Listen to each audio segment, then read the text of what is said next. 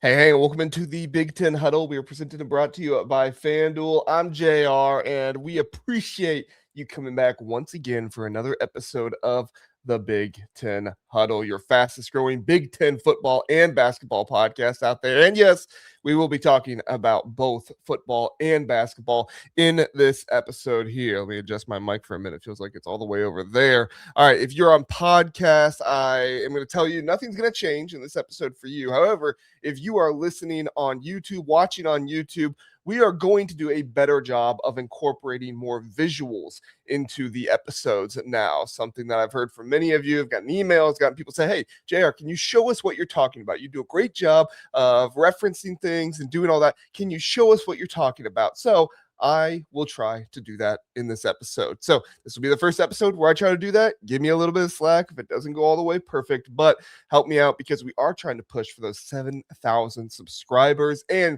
I got some of you that said, hey, JR, you might get more subscribers if you show more visuals. I'm a man of the subscribers, so help us get to 7,000 subscribers. If you like the new visuals, give this a like, button there for us, and let me know down in the comments what you think of all this new stuff. We're also pushing to average 1,000 daily podcast downloads per episode. We're not there yet. We're still working to get there, but help us out. Help us get to 1,000 daily podcast downloads. I'll keep you updated on how we go. But right now, those are our two goals for the Big Ten Huddle. We'll see where we get. All right, big episode here. A lot to get to with visuals. Ohio State, good news coming out of spring practice. 2 or 3 days in. I think they're 2 days in. At least this is the second day we've seen of Ohio State spring practice. A lot of good news coming out of it. Got some Julian Sayin stuff. Got an interesting morsel of a rumor that'll be talked about for sure. That's going to be fun to discuss. And I'm going to win you some money in the Ohio State section as well. I got a FanDuel bet for you. I want to win you some money. All right, so help us out there. USC got some good recruiting news as well. And I think the USC fans, you're going to be quite happy with some of the recruiting news we got. Visitors coming in and expected commitments coming as well. It's all pointing up for USC football right now. And then finally, Big Ten tournament recap preview. I don't have a whole lot for you right now because it is still going on. I still have the UCLA going on right now, so we'll cover that at the end. I just saw Donovan Dent got a triple-double, so we'll definitely have fun talking about him and everything that goes on there. All right, let's get into all of this that is happening here. Let me bring on over my thing. There we go. All right, let's talk about Ohio State has gotten great, and I'm talking great news coming out of spring practice. 3 main pieces of news that we're going to be talking about. There's a ton of energy there, a lot of excitement, and a whole lot happening that the Buckeyes and Buckeye fans should be super in favor of. We have 3 pieces of news we're going to get to in this episode.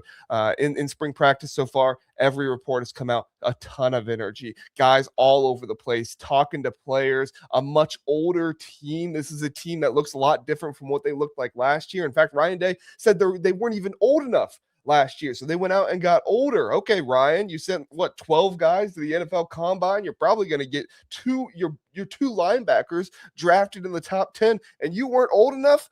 All right, Ryan Day. I see your game here. For Ryan Day, it is never enough unless they win the national championship. Perfection is the game for him and the Buckeyes, and I love it. I love that he embraces all this stuff. He doesn't try to come out there like Kirby Smart and say, oh, well, we're a really tough conference. Ryan Day isn't making those excuses. All right, there's a reason why Ryan Day was on my list of better head coaches than Kirby Smart. Right now, Ryan Day, Kirk Cinetti, those are the two. Those two don't make excuses. Kirby Smart does make excuses. Oh, our schedule's really tough. We're in the SEC.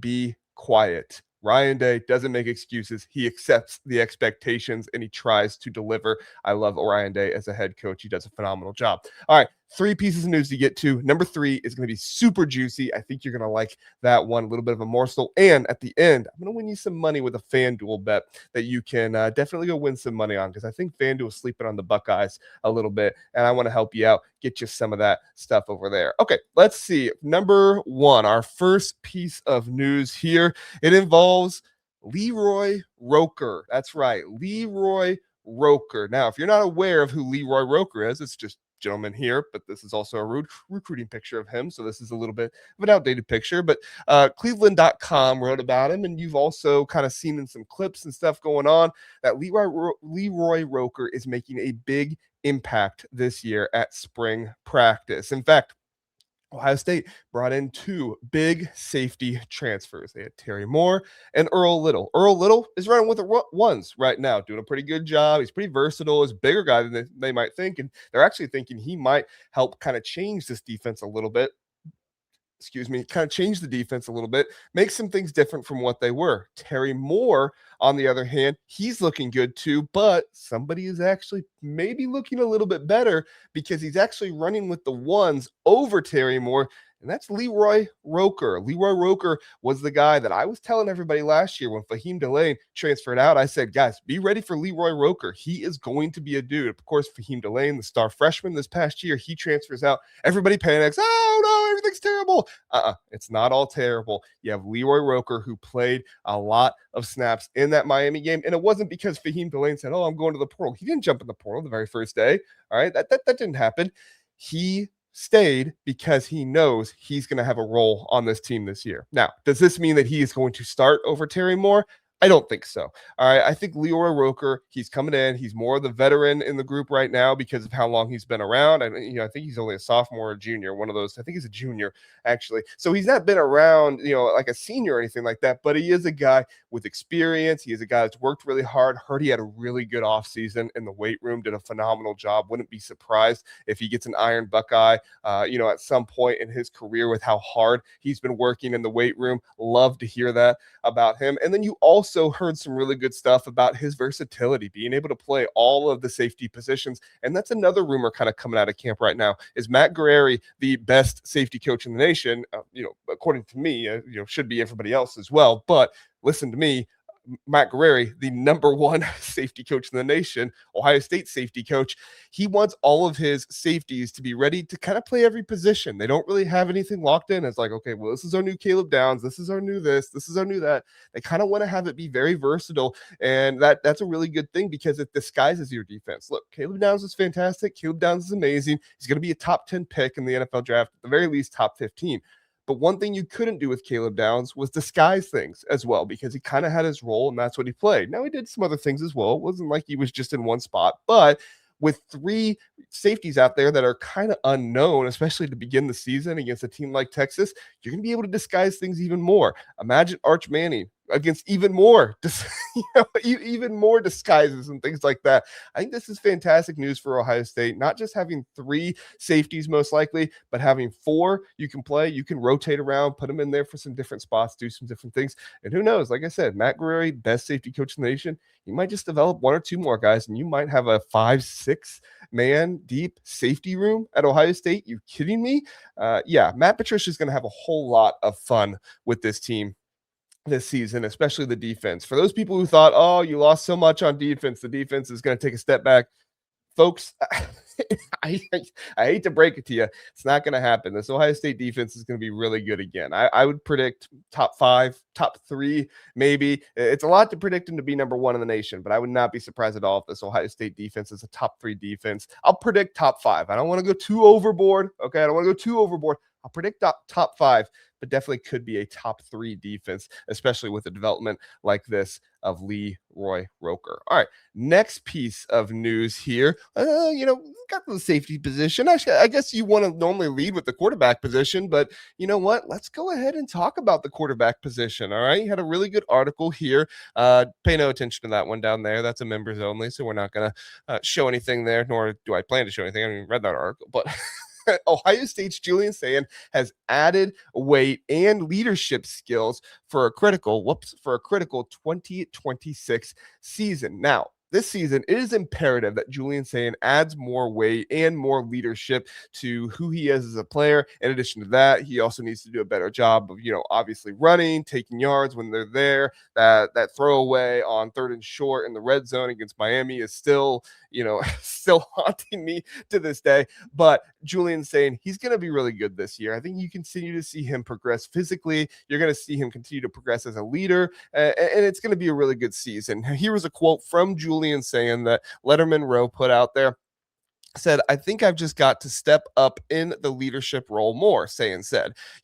We have some returning guys on offense that have all kind of been trying to do that and, stepping up in the weight room and just throughout the facility, just trying to be more of a leader. And he's exactly right. He needs to step up in that leadership role. And with that kind of mentality, going to do that. I heard today at practice that he actually got up and gave a speech to the team, a very big speech talking about how everybody at camp needs to be a dog. They need to go out there, work hard. And so not only is he trying to be a leader, but Ryan Day is putting him in position to do that as well, which is also phenomenal for this team. Let's look at the physical development of Julian Sayin really fast. Now, okay, this is, I'm doing my best here, guys. I don't have like shirtless photos of the guy or anything like that, but I do have an interview. Oops. I do have an interview of him. I'll go ahead and mute it so that way you guys can hear me. But this was him 2 years ago. This was August 5th, I believe it was, or 2 years ago. This was last year in fall camp. So August 5th, fall camp. That's the Julian Sayin we all kind of knew. That's the Julian Sayin we all kind of saw. A little bit of a baby face, but still good, strong young man. Now, let's go ahead and fast forward to this year. What does he look like now? Did a press conference today. We saw him in a similar situation. Let's see what he looks like here. All right. Now, I mean, you be the judge to me. Looks much older, looks much more physically put together. If you ask me, the past one was a little bit harder to see, but you kind of like slouched over a little bit. It's kind of compressed together. Here, he's standing tall. He's speaking with his hands. I love it. I love it. It's not just the physical ability and things like that improving, but it's also his stature, how he's presenting himself, how he's talking to the media. He gave a whole lot more longer answers here. So you can go watch that. Ohio State put it on their YouTube channel there. Only 56 views. Probably should have some more views than that. I guess Ohio State has a lot of media that puts stuff out there. But overall, I mean, this Ohio State team is gonna need to really have some leadership from Julian Sayin. 51 new players on the roster. That's pretty big. Now, on offense, thankfully for Sayin, they don't have as many new guys. On offense, they have 8 returning starters, including Julian Sayin. The guys they left, Carnell Tate, who's going to be a first-round pick in the NFL draft. Tegra Shabola transfers to Kentucky. Okay, bit of a loss. Who am I kidding? It's a loss. I mean, the fans didn't even want him starting by the end of the season. Sure, that offensive line didn't look great against Miami, but I don't think very many offensive lines look great against Miami. There was a reason why quarterbacks were getting the ball out of their hand as quickly as they could against that defensive line. And then finally, Will Kazmarek, who, yes, I do think Will Kazmarek is going to be more of a loss than some people recognize for his blocking ability and stuff that he was able to do. But you bring in the other Ohio transfer. I believe his name is Mason Williams. I apologize if I'm getting that incorrect. I'm working off my memory here. I should have put it in my notes. I apologize. But he's coming in. Should be a good blocker as well, but obviously he's not just going to be Will Kazmarek right away. But I think they are excited about him. So we'll see how this works out. Like I said, that's our piece of Ohio State news number 2. Number 3, this one won't take us long. This was just kind of an interesting little bit. Bucknuts, it's the 24/7 Ohio State site. They put out something called the boarding house every day, and normally it's paid for, but here this one wasn't paid for, which is really nice. So here's a quote from one of their sources. All of this is like sourcing and quotes and stuff like that from sources they don't really have to put into an article, or you might see it in an article later on, but they just kind of put it on the website and this like a daily kind of article thing from the entire staff. It's a really cool idea, and they do a really good job with it. So if you're wanting something like that, kind of like daily rumors of going on in Ohio State, go check out Bucknuts. It's called the boarding house. Every single day they put one out there. Anyway, this news number 3 coming from the boarding house. This quote from one of their sources says, when Ryan Day was looking for an offensive coordinator, it was Matt Patricia who recommended Arthur Smith, the source said. Patricia had coached against Smith multiple times and had a lot of positive things to say about his schemes. Patricia also put Day in touch with Smith, which led to the hiring. All right. Well, we kind of thought that, Mike Vrabel might have put them onto this, right? He had coached with them at Tennessee. Maybe Will Howard had kind of helped with this a little bit because he was there at Pittsburgh with Arthur Smith. But it's a very interesting wrinkle saying, okay, Matt Patricia, he faced him. When did he face him? Well, I found the game where he faced him, and Matt Patricia was actually with the Patriots at the time. And it's a very interesting game that he would say that he liked his stuff, because this was a game when the Patriots shut out the Falcons. Falcons didn't score a single point. Now, I'm just gonna say right now, I don't think this is the best game for me to go off. But there must have been something really interesting that Arthur Smith did in this game. This was the only game where Matt Patricia on staff faced an Arthur Smith offense. Of course, Arthur Smith, head coach at the time rather than offensive coordinator, but 25-0, and Matt Patricia saying, "Hey, yeah, I like this guy. He's a good offensive mind. I like his scheme." All right, well, maybe that says something about the Atlanta Falcons and the talent they had, that one of the best defensive coordinators, if not the best defensive coordinator in the nation, is saying, "Hey, this guy's actually pretty good. Even though he couldn't score a point on us, I actually like him, and I think he does a good job." All right, cool. Interesting stuff. I said I was going to win you some money. Let's go ahead and go on over to FanDuel here. You can check out FanDuel. You go over to win totals here. They actually have win totals for every single team out there. Well, I think every single team. I just checked the Big Ten. I know they have at least every single Big Ten team out there. All right, look at this. Ohio State regular season win total 2026, 9.5. Folks, bet the over. Bet the over. FanDuel has Ohio State over under 9.5 wins next season. Now, look. It is certainly possible that Ohio State goes 9-3. They have a very difficult schedule.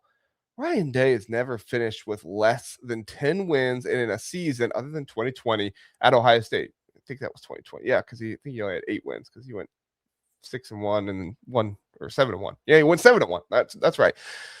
But free money here, folks. All right, go bet the over. Let me know what you think. I'm not a betting man myself, and I am not telling you that I guess I am kind of telling you should do this, but you get what I'm saying. All right.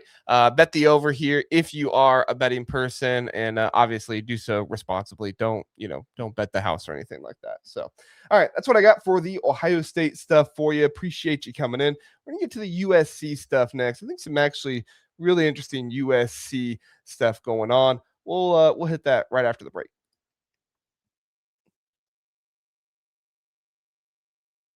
As if one number one class wasn't enough for USC, they might just get another number one class coming in after this one. Because holy cow, these USC Trojans are on a tear. Freshmen are already starting to impact spring practice, lighten it up, helping out over there. And they are starting to light it up in recruiting as other freshmen are coming in. They're seeing the impact the freshmen are making so far in the spring practice. And they're saying, hey, let's be a part of that this season. And yeah, darn right you would be, because USC is on the rise. Not just on the rise, but they have already risen up.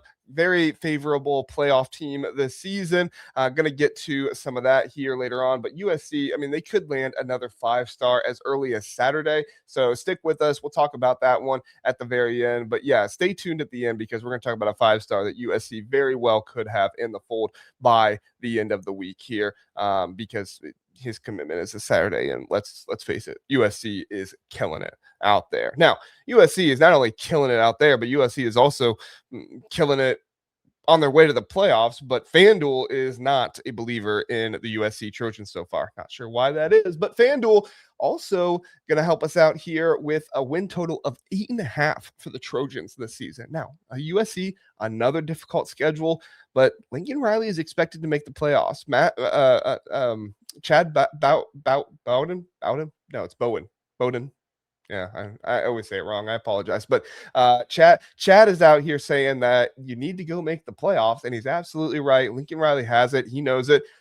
I really don't see USC having eight wins this season. I think at the very least 9. Now, could injuries happen and things like that and really derail the season and go 8 and 4, 7, and 5? Of course, injuries can always happen, and that could really derail the season. But if we're just looking at this USC team, who they are, where they are, expectations, returning Jaden Mayava, fully returning offensive line, they're in a really, really good spot. So, you know what? Again, not telling you how to bet or anything like that, but if I were to bet, I would definitely go the over, because you do have odds of plus 110 on the over of 8.5. I was surprised by that. I thought the over of 8.5 would be favored. Nope, the under of 8.5 is actually favored -134. All right, let's get to the recruiting news here for the USC Trojans. Recruiting news number one, let's go ahead and talk about some guys that are going to be at USC this week. And we're going to talk about two current commitments that are going to be there. I'm going to see. Oh, there we go. It's all good there. All right, we're going to talk about two committed guys that are going to be there right now. Eli Woodard, 2027 wide receiver. He is a local playmaker, committed back in February. Good player. He is number 328 nationally, so a pretty low 4-star, kind of fringe 3-star in that area there. Number 43 wide receiver, number 29 kid in California. I think there's a legitimate argument here for he is one of the more underrated players in the class right now. He has exceptional work ethic, competitiveness. I think he's going to continue to rise. I would not be surprised at all if at the very least he is a top 200 player before it's all said and done, maybe even a top 100 player as well. Currently, he's ranked as, kind of like I said, a fringe 3-star, but he's going to be up there. I don't think he's going to get to 5-star status or anything like that. I just don't think he has necessarily one of those elite traits yet, but it's a very hard worker. 5'11", 180 pounds. He's going to continue to grow. And I think as he does that, he's going to turn into a much more desirable prospect out there for them. So, all right, number 2 committed player that's going to be there, Aaryn Washington, Joe, as they call him. Aaron Joe Washington, cornerback, 2027, 6 foot, 155 pounds, top 100 player, number 11 cornerback, number 8 player in the state of Florida. 4-star pledge, moved to IMG, but is a local prospect for them. He is returning home this weekend to visit the program. He committed back in January. Not a whole lot there to report, but just good to get guys like this continuing to come back and want to be around the program. Really says something about who they are and what they want to do with their time. They're not going to Oregon or any of those other places. They're coming to USC because they see the value and they want to be there. All right, let's talk about 5 top priority recruits that are going to be on campus. These are guys that USC is really setting apart as guys that they are really, really zoning in on here this weekend, it sounds like. One of them is Mekai Brown, the 6'6", 235 edge rusher, top 50 recruit on Rivals, number 7 edge, number 1 player in, that's right, Connecticut, the number 7 edge rusher. That's right. Making a long trip from Connecticut. The staff has been pushing really hard for him since September. And I think that the big push there could pay off here sooner rather than later for Mekai Brown. So good stuff there. Next one is actually an Oregon commitment. We're going to talk about Drew Fielder, offensive tackle, 6'6", 270, 2027. He is number 131 in the nation on Rivals. 24/7 is actually higher on him than Rivals is. He's a top 100 on 24/7. And I think they've got it right because I do think that this player, Drew Fielder, has a higher ceiling than the current 4-star ranking they have him at suggests. I think he has high upside athleticism, especially being there for the offensive line. He's versatile, has a good athletic prowess. I think he's the type of guy that honestly, I'm not saying you want to plan for this, but you could definitely probably start him year 1 at guard or something like that, and then move him out to tackle. Maybe even start him year 2. Maybe you start him as a sophomore at guard, move him out to tackle for his junior season.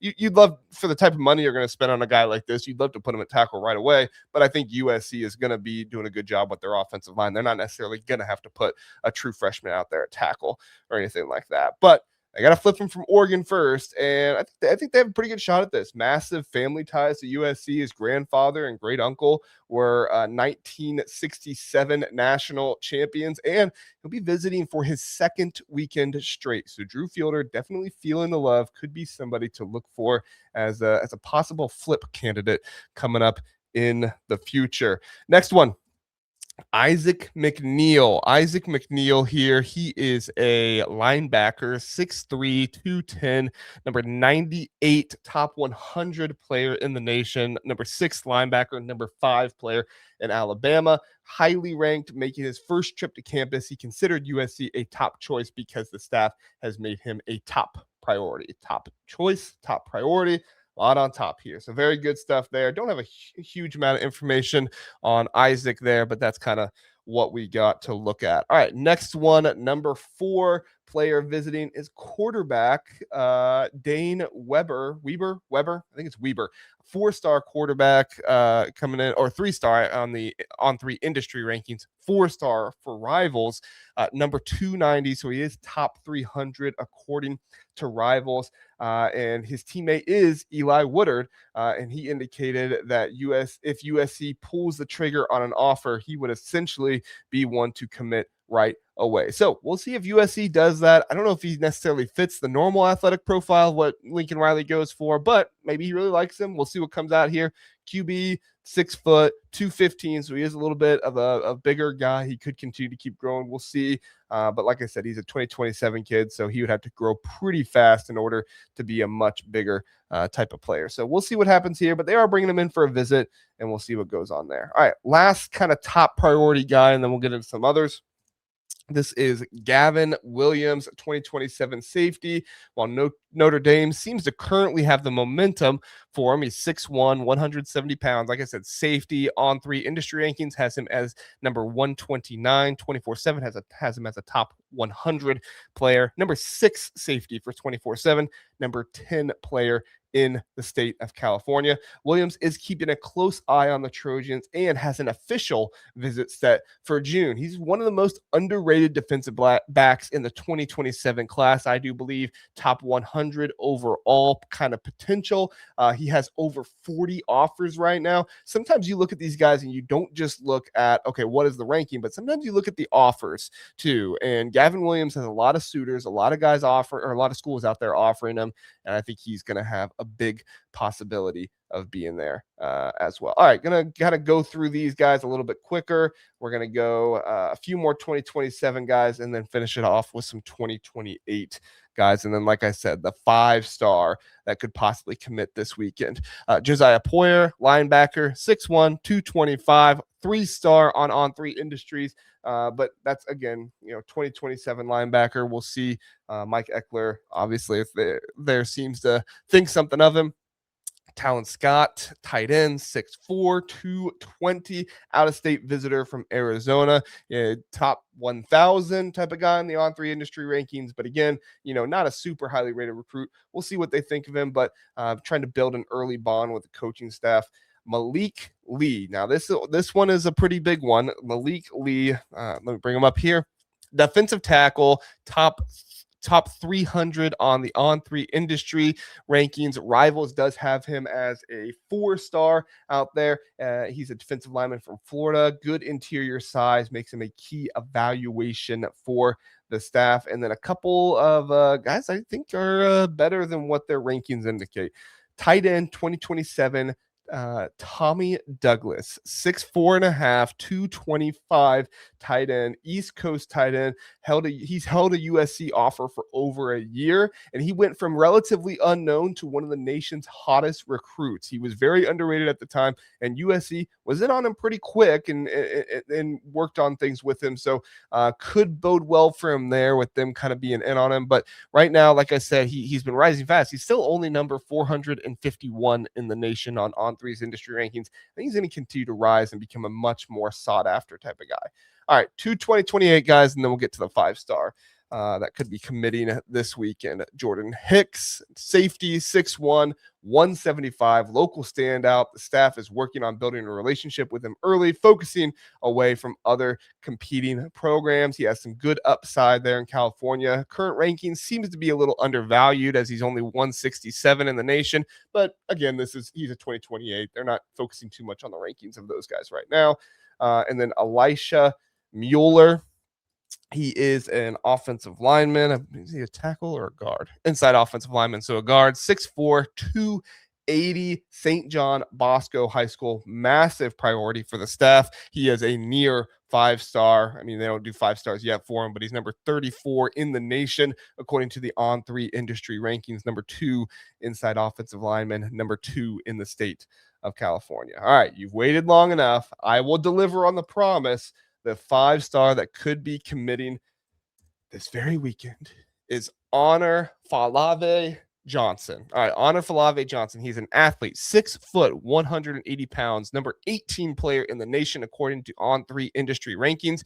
He is a only 4-star on 24/7 because they haven't updated 5 stars yet, but he would be a 5-star according to the ranking on 24/7. Number 22, number 1 athlete, number 2 in the state of California. Rivals only has him as number 36 in the nation, so a fringe 5-star for them, but number 1 athlete, number 2 in the state of California. He is going to be committing this Saturday, March 14th. USC is currently the leader, according to the Rivals recruiting prediction machine, to land him. And Steve Wiltfong put out an article today saying that he likes the chances that USC has to land him here as well. He is an elite two-way athlete type of guy, very fast, very speedy, ideal defensive back for Gary Patterson and this USC defense. And he's considered, if he was a safety, he would be considered the number 1 safety nationally. Physical frame, there's even rumors that he's even grown to 6'1", maybe 190 pounds at this point, which seems also very good ball hawking ability, good strength, a strong run stopper as well. Offensively, he has some versatility as well. He's rushed for over 1,000 yards, received for over 500 yards in his career, nearly 30 touchdowns in his career on offense. Could contribute to USC, obviously, in the secondary as a defender, a safety type of situation, but he also looks like somebody that could possibly play both ways in college a little bit. We'll see if that's actually something he pursues, but definitely somebody with that type of ability. USC, Oregon, Miami, Texas, LSU, Notre Dame, all teams that are in on Honor Falave Johnson. We will see who gets the commitment, but I like the way that it's leaning for USC right now, especially after reading what Steve Wiltfong had to say. All right, last one here. Bonus one for you. He's not committing, or he's not visiting this weekend, but he could be committing here soon, as he does have a commitment on March 21st. That is Danny Lang, cornerback, 6'1.5", 160 pounds, top 100 cornerback on the On3, or the Rivals. I apologize. I kept saying On3. Rivals industry rankings, number 75 player in the nation, at number 10 in California. Number 10 cornerback, number 8 in California. Well-rounded, natural instincts type of guy. Got a very high motor, a type of guy that doesn't get thrown after a lot, but that's kind of what you want to see in high school, right? So he's got a whole lot of USC interest. He has over 8 unofficial visits. He has an official visit set for June 12th, and the Trojans are pushing pretty hard for him. You have a potential commitment on March 21st, but if that does not work out, sounds like July 2nd could also be a potential commitment there as well. So we'll see what happens in this entire situation, but things are looking really good right now for USC recruiting. I just did like 20 minutes, nearly 20 minutes on all these prospects. Look, if you haven't liked the video yet, you're going to want to like the video at this point. I just delivered for you. I appreciate you being here, listening and watching. We are going to be right back, and we will talk about the Big Ten tournament and everything that's going on there. So stick with us. We'll be right back.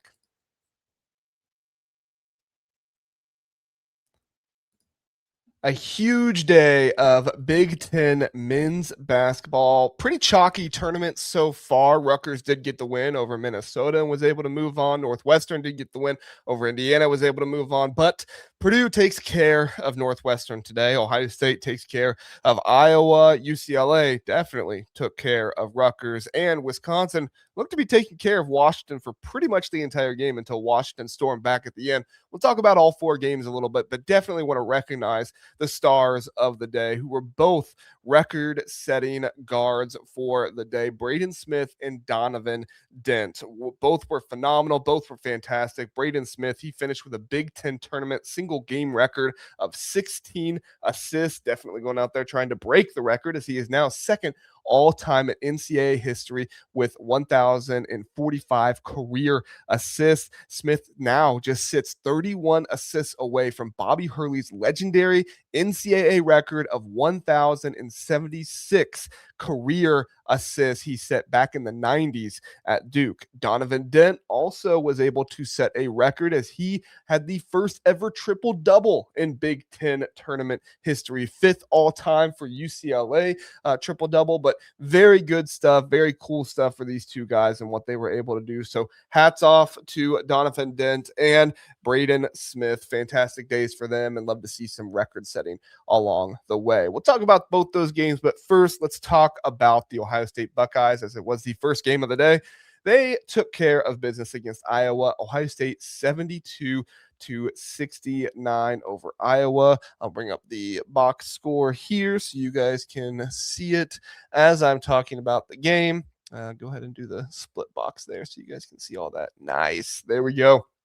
Bruce Thornton scores 24 in this game, and Ohio State holds off a late rally of Iowa by winning 72-69 in the Big Ten tournament. This Ohio State team is playing phenomenal basketball right now. Honestly, your biggest concern as an Ohio State fan is, can Ohio State keep leads? That's the biggest concern at this point. Ohio State can get a lead. Ohio State was up by 15 at one point in this game, but they let Iowa storm back, and it is March and stuff like that, but this is only going to be more of a risk in March than it is before. So Ohio State kind of slowed it down, kind of, they were able to be a real difference maker with Christoph Tilley and the way he was able to play.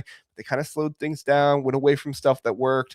Iowa was able to get back into it. Bennett Sturtz at one point did, seem to express a little bit of an injury with, looked like his right thigh, but it looked like maybe somebody had just hit him wrong there. Didn't look like he pulled anything or he was limping all game. So eventually he looked fine by the end of it.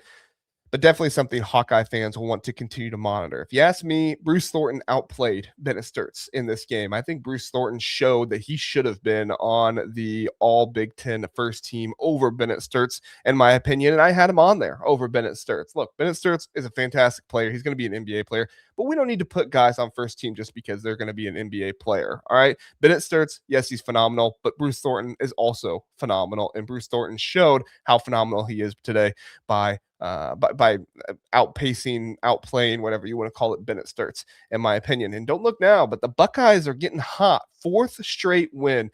Bruce Thornton obviously is huge. Christoph Tilley, need to give those guys their flowers. But if you play the Buckeyes, you got to be on the lookout for this freshman, Amari Bynum. Amari Bynum did the Michael Jordan today. All right, went up with one hand with the dunk, wasn't going to make it happen. So he goes back to the other hand, puts it. I mean, it was Michael Jordan in the house that Jordan built.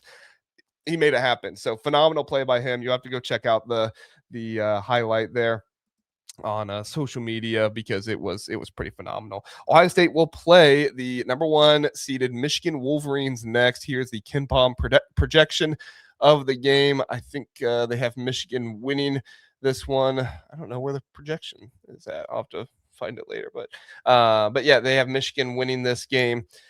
And the way it looks, I mean, when you look at the entire season of stats for Ohio State, it's kind of hard because they were so kind of off and on, didn't really have any winning streaks during Big Ten play. They didn't have really losing streaks either until the end when they lost to Iowa and Michigan State, but then they beat Purdue and now they're on a 4-game winning streak here too. So pretty interesting kind of the way these two go against each other here. Maybe, Ohio State can expose a little bit with Ade Mara, try to get into the ball screen action there. But I think Ade Mara is probably going to do some things to Christoph Tilley in this game, even though Tilley was a difference. He was still maybe not as good as I think he should have been in the game against Iowa. Like I said, they kind of went away from him, didn't really do it the entire game. I think Michigan gets the win here, but you never know. Bruce Thornton and the guys, and maybe Michigan is trying to get some rest before the tournament. I don't know. We'll see what happens, but definitely going to be a good game between the two. All right, game 2, the Wisconsin Badgers 85, the Washington Huskies 82. Now, Wisconsin was leading pretty much all of this game. Did a phenomenal job in it, but it was a tale of two halves. Early dominance, Wisconsin built a commanding lead, had an 18-point lead in the points, and then second half, they really were kind of driven away a little bit more as a near collapse started to happen. A combination of ultimately, unlikely turnovers, a late game surge by Washington, but it was John Blackwell and his 34 points that led the number 23 in the AP poll Wisconsin Badgers to hold off Washington 85-82. Blackwell and Boyd continue to show just how crazy of a backcourt they are. Record-breaking performance by John Blackwell with a career-high best 34 points, including a clutch fall-away jumper in the final minutes. Sharp shooting support as well. Nick Boyd, he had 23 points, shooting 5 of 3 from three-point range. And whenever you get Nick Boyd shooting like that, it is very difficult to stop this team. Now, the duo was responsible of 29 of the team's 43 points in the first half, but you still need Nolan Winter back at some point. Now, the front court was resilient without him, but you definitely need him back at some point. Alexis Balaskis, I believe is how you pronounce it. He was forced into a high volume role, played 34 minutes in this game. I like him. He's fine, but Nolan Winter, I think, is definitely somebody you're going to want back. I don't think we'll see him for the rest of the Big Ten tournament. I don't think Greg Gard is going to risk it. I think you continue to let this team kind of play and work things out together in case you don't have Nolan Winter, but definitely you don't want to mess up anything with Nolan Winter before the NCAA tournament. And then finally, clutch execution in the final minutes. Even though they did kind of give up the lead, they were clutch in taking it back and working through it that way. So, not taking it back, keeping it and working through it that way. Wisconsin will face Illinois in the next round, and Illinois is favored to win in this one slightly. The way you look at it here, it's going to be very interesting. The possible shooting. Illinois has not ended the season all that well shooting. They come into this game. If Wisconsin gets really hot at the beginning of the game and Illinois takes a little while to get going, watch out. This could be a Wisconsin win, but the size and everything of Illinois should be enough. I think David Mirkovich could have a big game in this one. Look for Keaton Wagler to try and step up and have a big performance back. You look at it here, and it looks like they have Illinois winning this game over Wisconsin 84-77. All right. Like I said, we'll get to the stars, and we're going to get to the stars as Braden Smith and the Purdue Boilermakers won their game 81-68 over the Northwestern Wildcats. Braden Smith collected 16 assists, more assists than almost their number in the AP poll. I think Purdue's number 18 in the AP poll right now, so almost as many assists as they had number in the AP poll.